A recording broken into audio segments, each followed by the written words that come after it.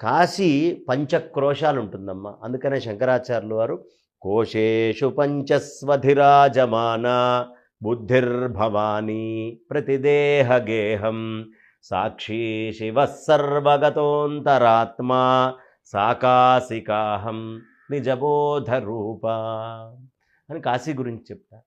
ఇప్పుడు కోశేషు పంచక్రోశాలు. ఈ భూమి దేంతోటి సంబంధం ఉండదు.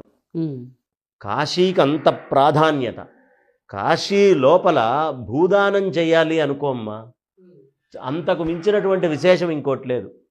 దీనికి ఏమిటి అంటే, వామనుడు బలిచక్రవర్తిని నాకు 3 అడుగులు భూమి కావాలి అన్నాడు. మరి ఈయన మొత్తం ఒక కాలుతోటి భూమిని అంతా కొలిచాడు. కొలిచినా కాశీని కొలవల. కాశీ మీద కొలతలు లేవు, అక్కడ లేదు. విష్ణుమూర్తి కొలవల. ఎందుకంటే కాశీ అవిముక్త క్షేత్రం, అది ఆనందవనం, మహాశ్మశానం, ఆనంద కాననా అని పిలుస్తారు దాన్ని. కాబట్టి ఈయన ఎక్కడ ఉన్నాడు? మరి మొత్తం భూమిని కొలిచినప్పుడు బలి ఎక్కడో అక్కడ ఉండాలిగా.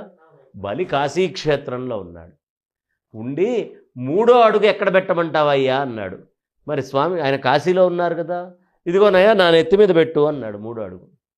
3వ అడుగుతోటి ఆయన నెత్తి మీద పెట్టడం అంటే కాశీలో భూదానం చేసి తనని తాను అర్పించుకున్నాడు బలిచక్రవర్తి.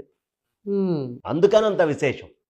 కాబట్టి కాశీకి చాలా అసలు ఎక్కడా లేని ప్రత్యేకత.